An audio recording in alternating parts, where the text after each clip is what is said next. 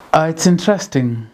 Ever since I was a little boy, I've always wanted to be in front of the camera like this, where I speak my mind and you guys watch.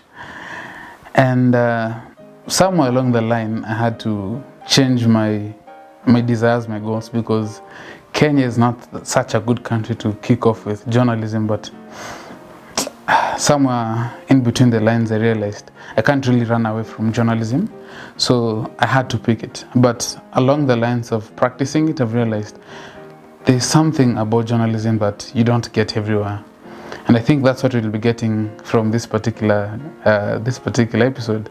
So hi, my name is Sammy Maangi. I'm a media practitioner, but I said I'm a journalist.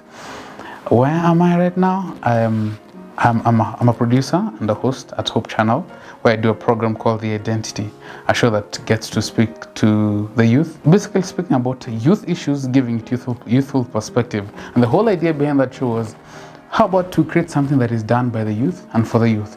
And when you come to the media industry, you'll get to see a lot of shows, very many shows that are done. You can get a producer who's probably in their 40s and is producing a show for the Vijanas. So that's something that I really wanted to change. And how about having a youthful producer giving a youthful angle, youthful perspective to a particular show? So yeah, that's who I am. That's what I do. I read this amazing quote that was done by someone called Ben Hub. It says, journalism is like a craft. You don't get to be better at it. You don't get to do it very well. In fact, he actually compares it to golf. It says you do it better by better facts and better reporting, and I found that to be eye-opening in a sense. So, media. If I'm to be biased, I'll speak about media in a local view. But before I become biased, let me speak about journalism in a global aspect.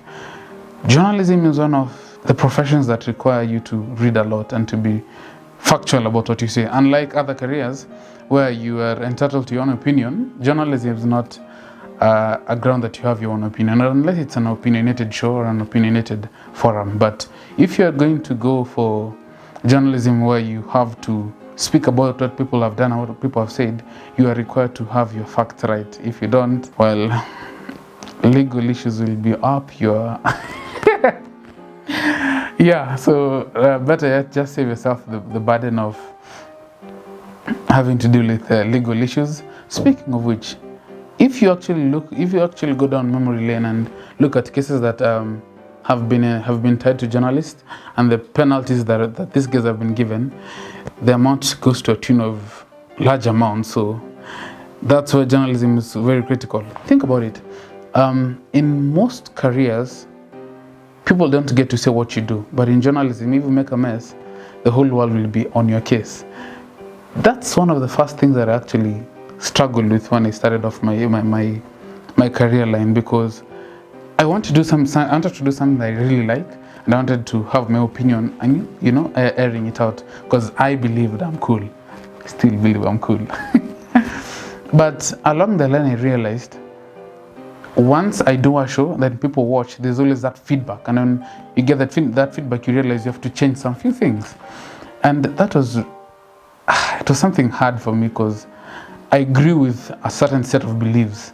So when you tell me I'm wrong on a particular aspect, I used to take it personally, because you're either telling me I'm wrong because of my opinion, or is it because of my beliefs? So it could be personal or on opinion grounds. So that's one thing I had to struggle with, but along the line, I came to realize people will like you and some people will hate you.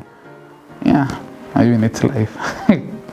And what's sad to say is people will like you and some will like you because you are there in their side. Oh yeah, I should say this. Being a media practitioner puts you in a circle of fake friends. Yeah, that's common. But see, for media, you have to be liked. And if people don't like you, you just become some salty person who's over there, nobody really likes you. So media is a tricky profession. I sometimes like to compare media to arts. it's a bit of art, because in a sense you present yourself and you present your convictions, your raw self to people, and if they hate you, they hate you. Something that I had to struggle with when also I was getting into this particular career, now having to double play as a producer and a host, is the research. Man, if you hate reading, if you hate people's opinion, well, journalism will feed you enough of it. Because if you think about it, just for a moment, as a journalist, you get to be exposed to things that you hate personally, but in one or the other you have to, accommodate it, and things you don't entirely believe in, and because of the audience you have to, still accommodate it. So one of the things that I had to struggle with is doing the researches and doing the scripting. That would take a lot of work, and along the line I also learned that it's easy to actually get a camera, just use a tripod, mount it and talk. But if you don't have something to say, that's something else. So research was another key factor for me. That was a challenge to start with, to do the scripts and to write the objectives of every particular show and define your audience and things like that was really a challenge. But along the line I came to realize there was a huge difference when you actually understood your audience. So like the analogy that I gave initially about Ben speaking about golf, it's something that you, as much as you've learned through it, either in campus or in any technical institute about journalism, that is one bit of it. You have been packed with the theory bit, but when you come to the practical bit, it's something totally different. It will require you to unlearn what you learned and then learn something new that is going to ensure your longevity in the industry. And journalism is like wine. That's my analogy. Because if you look at established journalists, they're always elderly, and in a sense it speaks to my audience, to my generation, because we are the generation where you want everything there and then, and you want to be on camera, you want to do all these things. Not many people get lucky. I consider myself one of the lucky people who have been able to produce and still host a show, but it requires a lot of discipline, a lot of patience, and putting yourself out there, knowing that people will hate you. Some will like you, and some will like you because they want something from you. But all in all, it's the passion that drives you through this whole journey of journalism. Now, through I'm going to give you my biggest influence in journalism practice in Kenya and also globally. But it's going to sound a little bit cliche, but I do want to walk you through why I think this particular individual is one of my greatest influences. Now, growing up, my brother was like 7 years older than me, and my brother was someone who used to talk a lot.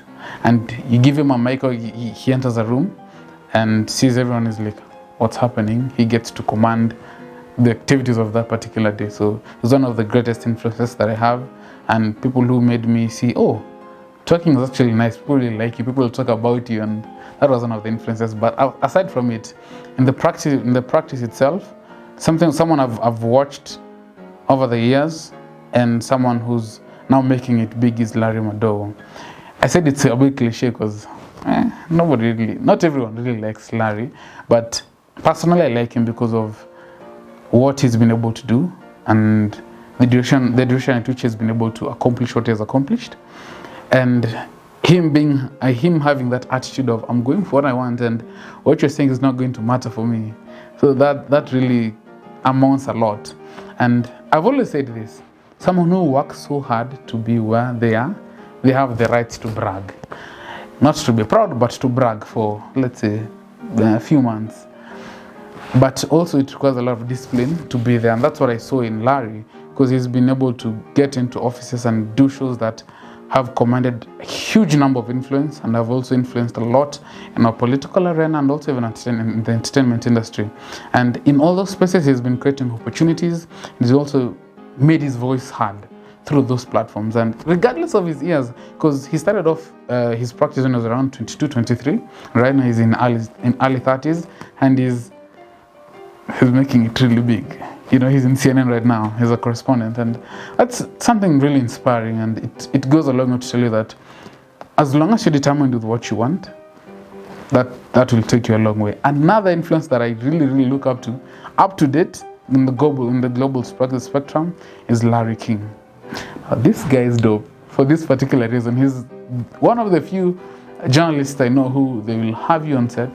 He'll probably ask you 3 questions and he'll be done talking for the longest time. Yet, as much as he's doing that, he makes sure that you're very comfortable and you'll enjoy, regardless of the fact that you've been the one who's been talking all the time.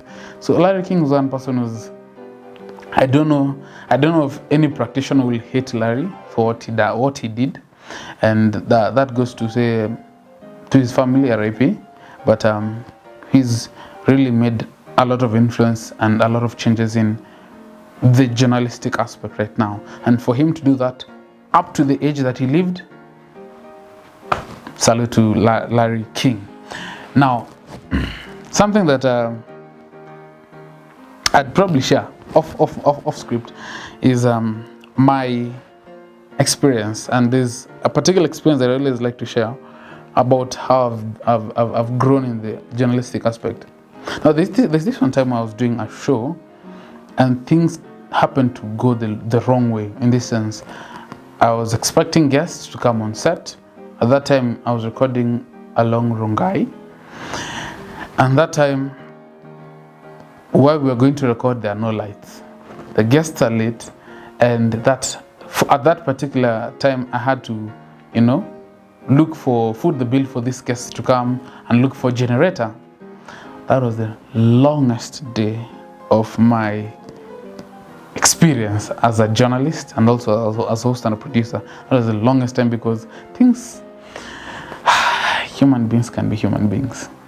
But interestingly, that particular show was one of the best shows that I did, because from it I came to understand how humans are and how people get to respond when they're put to pressure. And to deal with all that, then come to camera and put a straight face. To be frank, you have to give the journalists some credit, because it takes a lot. It really takes a lot to keep a straight face and tell you, "Hi, welcome to the show." Put a smile on it. So it is actually something. Currently, I'm still doing journalism. I'm now into more of corporate communication.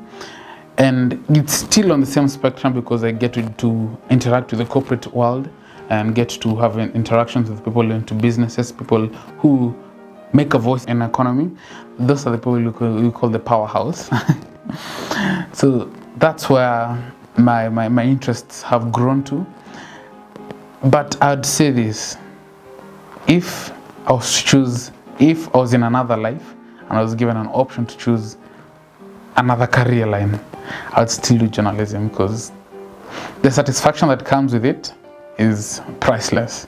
This particular time I was scrolling through my Facebook messages. Then this guy texted me.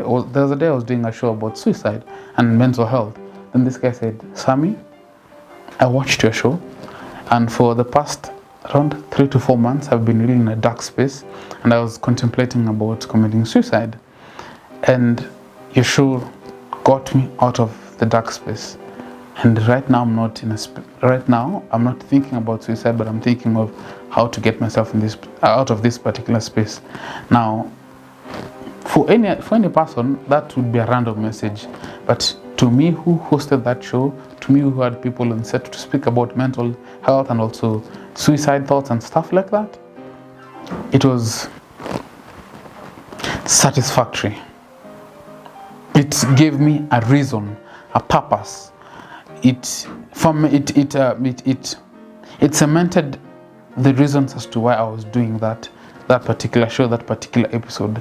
And for me, it was relieving that, hey, I might not have changed the world, but to that one person, I changed their life.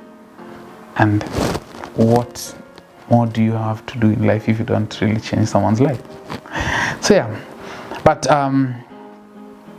would I advise someone to do journalism? No. Yes, but I'd say no for a particular reason.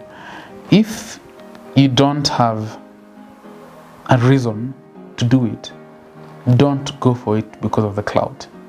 If you go for the clout, you will hit the career terribly, and you'll probably be the one sending hate comments on social media, and probably the one who's going to make some companies, fire you and probably hate people of your kind. But if you have that particular interest, passion that goes beyond the salary, goes beyond the storytelling aspect, but narrows down to an impact that you want to make to the society, to the individual who's watching, then journalism is your place to be.